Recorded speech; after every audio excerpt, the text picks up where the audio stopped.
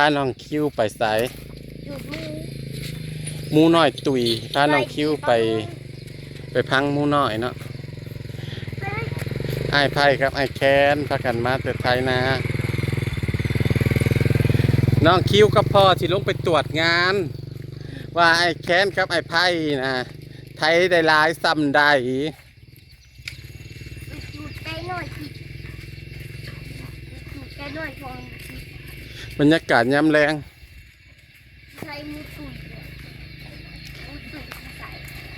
คุณนอนตุยทั้งคุณแมนนี่เห็นบ่อข้างนอกนี่ทั้งไกลนี่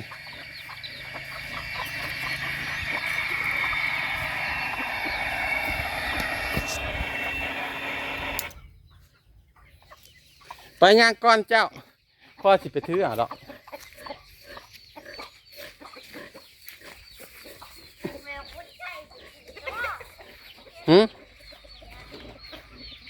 เกือบมุกเกือบใกล้แล้วคิวกับพ่อจะลงไปตรวจงานว่าแค้นกับไอ้ไผ่เฮ็ดได้หลายซ้ำใดเนาะเพิ่นพักกันขึ้นมาแล้ว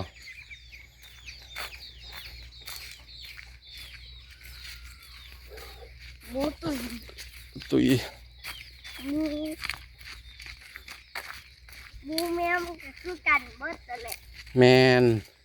หมูแมวอีหยังก็เป็นสัตว์จริงที่มีชีวิตคือกันถ้าเมื่อไหร่ขาดลมหายใจก็คือตุยมันงอดก็คือตกขางอดก็คือตกถ้าสัตว์ไม่มีพิษเราต้องกำจัดมันไงพี่น้องโชมีFC ท่านหนึ่งบอกว่าอยากถามรีวิวน้องเนาะอันนี้จะเป็นน้องบัวโชอย่าไปสร้างเข่าที่ไรโชเข่าก็ออกแล้วเดี๋ยวน้องนี่นั่นเป็นน้องแต่ครับพ่อแม่ใหญ่ผู้เนาะพ่อใหญ่แม่ใหญ่เพิ่นโจกเลยแหกเนาะคันสิเป็นคันแป้มตะกี้นะคันบริสูงไปคิวเบาแขกโจกได้ประมาณ4-5 ปีแหละโจกตื้มนะตะกี้มันน้องแบนเลยโจกตื้มให้คันสูงกว่าเก้าเฮ็ดให้มันกว้างกว่าเก้าตะกี้นะแต่ก่อนที่ท่านได้โจกนะครับรถไถแก่เข่ามาเฮือนหลังนี่นะมาแหละคันมันน้อยตกลงน้องทั้งลุ่มทั้งนี่นี่ใครแต่บ่เป็นยางรถนะรถไถนะเอาเข่าออกแล้วเนาะมาล่ะบ่แขกกันเลยมันตกคันน้องเฮ้ยตกลงไปน้องตัวนั้นน่ะน้ำมักลายๆนึงเฮ้ยคงช่วงเดือน11นั่นเด้คนน่ะบ่ได้เป็นยังเอาขึ้นทั้งคันทั้งนี้ก็ขึ้นยากแล้วเนาะคงมันบ่แม่นนี่มันโดดลงในนี่มาไวๆเลยพอดีเงื่อนรถไถน่ะก็จนอยากมุ่นเลยบ่าวแขกก็เลยตัดสินใจโจกน้องเอาไปคูนดินในบ่อนบ่าวแขกอยู่คู่มือนี่เฮือนน่ะโจกน่ะได้จักโลดเลย20,000นะหันนะ20,000พอดีเอาไปคูนแล้วก็เขาเอาดินไปขายแล้วก็ได้โลดได้เลิกที่นี่ตะกี้บัวกับบ่ได้มีดอกเป็นน้องแบนๆเลยบ้าวแขกนะอาบัวนะไปน้องตัวบนต่อกันนี่นะเขาปลูกเลยเอาเครือ1-2 เครือมาเน็บใส่หัวไปจนทั่วเบิดบอลนี่มันบ่มีอันขี้เหงื่อลูกไปบอลมีขี้เหงื่อมีเพื่องขู่ปะมาพี่เลยมันก็ติดแต่ก็ได้ขายบัวปีตำก๊กนั่นขายม่วนขายดีกันแล้วอย่าว่านั่นบัดนี้มาละบัดนี้อยู่มาปีต่อมากะเขาเห็นเบาแขกขายได้ดีเพื่อได้กระปลูกละบัดนี้บัวนะกับปีตำก๊กมันงามแบบปีต่อไปมันก็บ่ค่อยงามเดี๋ยวนี้น่ะหมากบ่ค่อยใหญ่ตะกี้น่ะใหญ่สิมาจูดหมูน้อยเนาะหมูน้อยตุยสิให้น้องคิวพาไปเบิ่งเนาะ บอนที่บอนที่ไอ้แค้นเพิ่นไทยนากับไอ้ไพ่น่ะว่าได้ซ้ำได้อ๋อเพิ่นจอดไว้อยู่หันบ่ลูก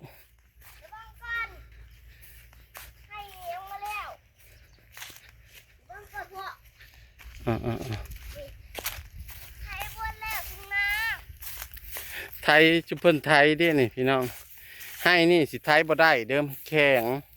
ไทยบ่เข้าจุเพิ่นก็เลยย่าไปลงไปพุ่นบัดนี้ไปย่าง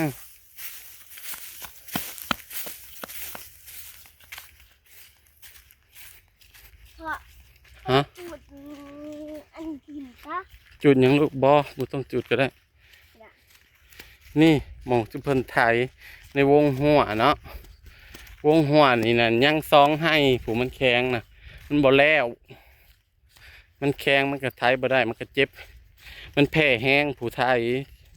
เฮาคมลงไปมันแข็งมันก็บ่ลงคือมีน้ำมันเปียกเลยเนาะแล้วมันสิเจ็บแขนพาให้เจ็บแขนสะเนือนบดกระโตฮะ จะต้องไปพัก นี่ชุมเพิ่นเอารถมาไว้ในนี้ไป ไป เพิ่นแน่ผู้ วันนี้ ไทยซองมือ ไปสองมือ ไปซองมือแล้ว แต่ยังบ่แล้วเขาก็บ่ได้เฮ็ดอีหลีอะรอมันแดดแล้วก็หยุดพ่อบอกว่าให้หยุดเด้ยันเมื่อยเกินไป เพราะว่าเฮาก็บ่ได้รีบบ่ได้พร้าวเนาะถ้าพ้นโต๊ะมาอีกเถอะหน้าเพิ่นจักสิว่าน เพราะว่าอันตัวที่ว่านน่ะมันหน้าให้ใหญ่มันเลิกแล้วยันน้ำมาก่อนยันมันว่านยากซุ่มให้น้อยนี่ว่านง่ายอยู่ ต้องให้เลือกกับไทยได้เยอะ ได้เด้พี่น้องต้นม่วงตัวมันตายนี่แล้วนี่เมื่อคืนนี่ซุ่มอ้ายนุกเพิ่นมาไทยนาแล้วเพิ่นเห็นผีเพิ่นน่ะเห็นดำจุ่มกุ่มนี่ป้าย่างลูกแล้วเพิ่นพาเอาปบมึงอ่ะ เขาก็ยาพี่หลอกอยู่เนี่ย ยังบ่หลอกดอกยังเว้น ยังเว้นยังทำเลย ยัง อืม คันคำน่ะมืดอีหลี ยัง เจ้าย่านบ่ ยาก มากับพ่อก็ยังสิย่าน เอาจุดในหูนี่ดีบ่ บ่อันนั้นฮู้กับปูอันนี้ก็สิเป็นแถวนาของลุงไส้อ้ายของแม่น้องแคนแถวนี้ตะนี่ลงหาหมองดินกระเป๋าขาวๆผู้สุดเพิ่นบ่มาเฮ็ดเพิ่นบอกว่าเมื่อยมาเฮ็ดปีแล้วนี่เพิ่นก็บ่อยากเฮ็ดเลยบัดนี้ต้นทุนหลายก็เลยย่า บนนี้ ย่านอันนั้นบ่แขกก็เลยว่าสิไทยเอาเฮ็ดว่านมันใกล้เนาะ มันมีว่าพี่ลอยรู้ แม่นนี่แถวนี่แถวกุกกะลาวนี่ก็สิเป็นทั้งลุงสุกอ้ายของแม่น้องแค้นคือกันเพิ่นไปทำงานรีดนมไปเบิดครอบเบิดครัวหลายปีเลยบ่ได้มาเฮ็ดปีแล้วนี่เบ้าแขกก็เลยเฮ็ดแล้วปีนี้ก็เฮ็ดอีกนี่ ปีนี้ก็เฮ็ด แม่นโคตรโดนบักยม ขนม ดกเป็นปุ่มเป็นโงนอยู่ ลุกไปโป้งเป็นงาน ล้นน่ะก็บ่เว้าอย่าเฮ็ดก็เสียมจกน่ะ เอามาพอเอาตีเก็บ เก็บเอาไปเฮ็ดหยังบ่ได้อยากไปขึ้นเฮือน ไปน้อยจะเป็นไปน้อยไป เจ้าหมูเอาลูกกินนมอดเอียดเบิ่งเนี่ยเป็ดน้อยทุกคนกำลังสิขึ้นคอกหมูขึ้นนอนอยู่เทิงจนลายตา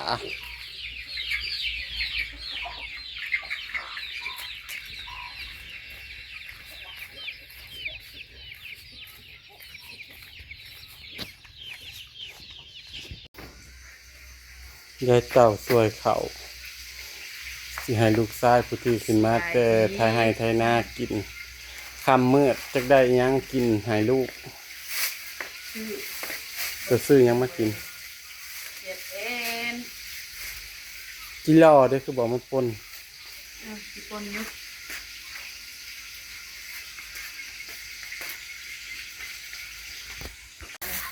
ย แนวกินซุมเพิ่นเนาะ เอาเบิ่งอีแม่สิดึงให้ลูกอีแม่สิเอา มีเสียบเอ็นแล้วก็ลูกซีน แล้วกั แต่ น แนวอื่นเพิ่นบ่มาก ซีนกินด้วย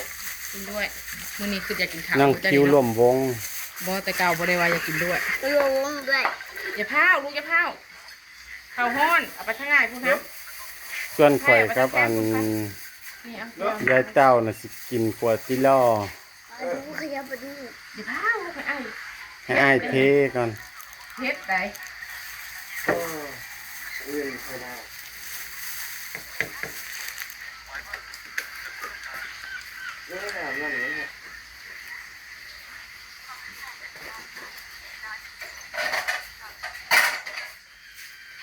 ข้าวสักไร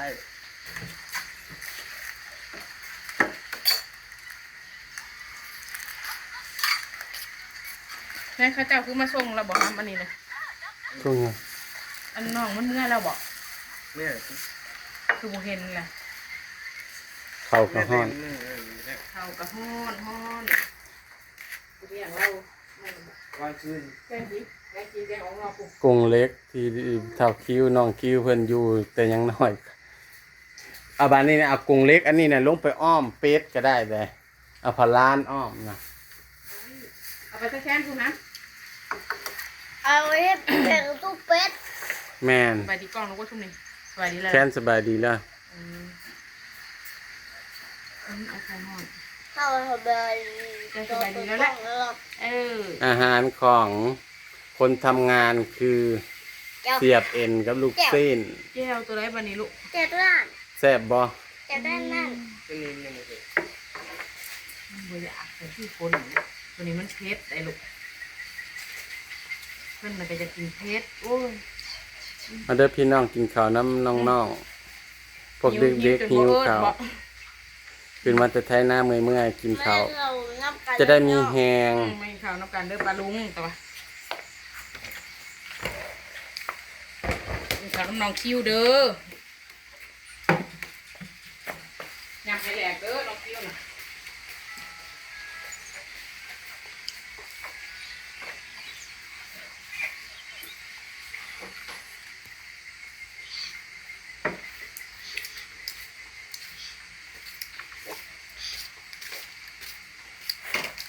แถวภายนาเขาลุงซุกมาแล้วเบิ้ลเราบอก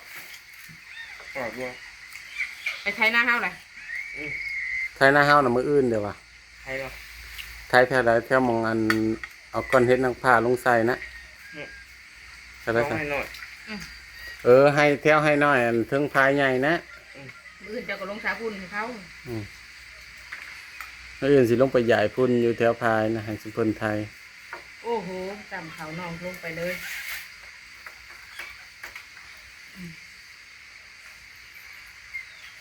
ห่อนบ่ครับเอาออกมาตากใส่หนึ่งที่มันห่อน เขาก็ห่อนโอ้ยกูกินเนื้อทั้งชั้นคนเอา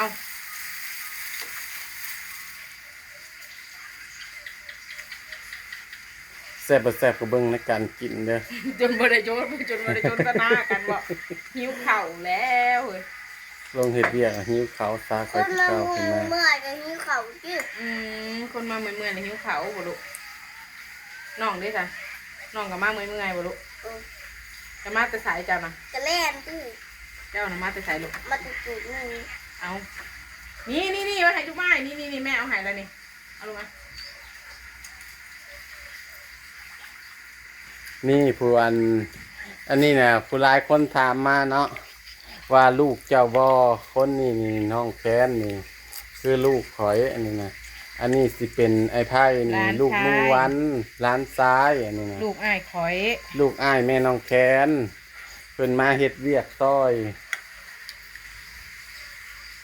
แคบกว่าตัวนี้บุญไพโตน ส่วนพ่อเพิ่นอยู่กรุงเทพเพิ่นอยู่น้ำยากับชุมลุง จกออกมาตากไว้พี่ติ๊บเหรอ บ่ใหญ่พี่หลอกบอยไผ่สนุกนี่ถูกพี่หลอก อีกเลยหันแล้วคลิปไอ้นุ๊กถึงพี่หลอกนี่ทำบ่ย่างก็ถ่ายตอนไปเอาหมูไปปลา หยอก เอาย่างให้ไปบ่ลูกแซ่บ แซ่บจนยกโป้ให้เลย ความแซ่บของน้องคิวบาง2-3มื้อน่ะเพิ่นบอกกินข้าวจักเพิ่นเป็นหยัง ปากจะเป็นหยัง กินหยังก็แต่อยากอ้วกอยากห้า เพราะว่า ว้าว เห็ดไป ภาษาเกาหลี ภาษาเกาหลีนั่นแหละ อ้ำ นะภาษาเกาหลีบ่เขาคือเห็ดแจ่วเพชรใช่เนาะมันยังแซ่บบ่เอาโอ้อันนี้ เปิด นะ มื้ออันแล้วไทยนาน่ะสิคันอยากกินหมูกระทะก็สิซื้อหมูกระทะมาให้กินคันอยากกินย่างเป็ดก็สิย่างเป็ดให้กิน กินเป็ดเลยเหรอ กินเป็ดบ่ ฟ้าก็สั่งหมูกระทะ หนาวคนละเรื่องเลยอื่นลงไทยนาเด้อเอา หมูกระคันไอ้แค้นว่าบ่กินหมูกระทะก็บัดวันเกิดน้องคิวพุ่นแหล้วจังกินหมูกระทะอันนี้เขาว่าเขาสิกินเป็ดก็เอาเป็ดให้เขากิน ต้องคิ้วนะมังหมูกระทะอีกอะพอบ่ลูก ยังจะ คือกินน้ำอยู่เรื่อยๆ อย่าเปิดเด้อโทรศัพท์นั่นเด้อกินข้าวก่อน มันดีแต่มันบริ มันมากระแทก เสียงน้ำล้น เรื่อยอายสิไป กินใส่เนื้อผิดได้ หูเพชรกินอันแจ้วเพชรเป็นข้าวห้อน ถ้ากันอิ่มแล้วพุ่น กินเรื่องของอื่นเรื่องอาย พี่น้องสิพาชมบรรยากาศยามค่ำเด้อสิพาเบิ่งต้นกล้วยงามๆกับบรรยากาศยามค่ำเขียวๆนี่แน่ปุ๊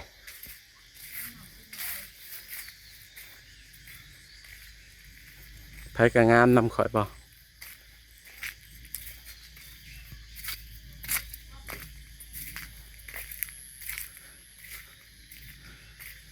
มื้อนี้ต้นกล้วยข่อยกันน้อยๆหนึง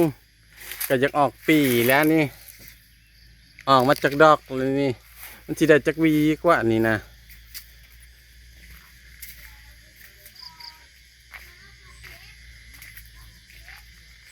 หัวสิงไข่ก็เริ่มงามแล้วตะไคร้ก็บางหันแดดนะเหี่ยวมันยับอยู่กล้วยทางนี้หมากมี่อุ้ยกล้วยอันนั้นก็ยังออกมาเลยเนาะ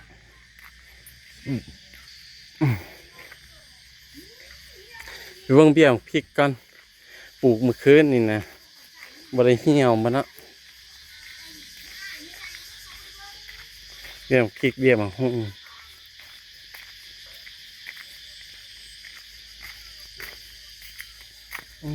ซื่นอยู่สิฮดเพิ่นอยู่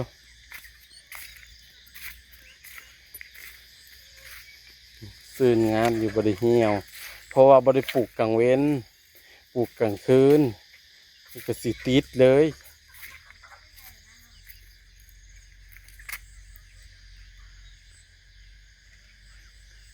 ต้นกล้วย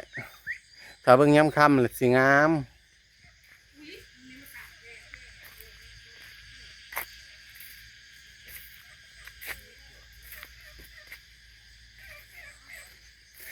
ต้นกล้วยกับปลูกพร้อมกันอันนี้นะเวลาออกปีก็สิออกพร้อมกันเพราะนั้นกำลังสิออกปีจุกดกอยู่ต้นนี้ก็สิออกแล้วเด่นใบสั่นเขาเลยปีสิออกแล้วสิตกปีลายอยู่สิออกกล้วยลายอยู่รุ่นนี้นะเพราะว่าปลูกพร้อมกันเด้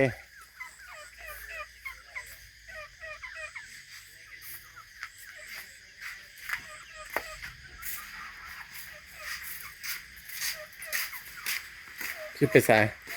อืม เพิ่นสิไปส่งอ้ายไผ่อยู่บ้าน เขาไปรับเอาเนี่ยามมื้อเช้าก็ได้เนี่ยามมื้อแรงก็เขาไปส่ง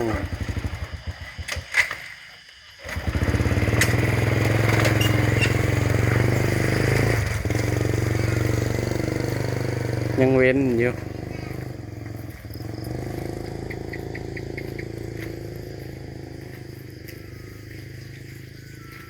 คิวได้บ่ทันได้อิ่มบ่ หือ หึ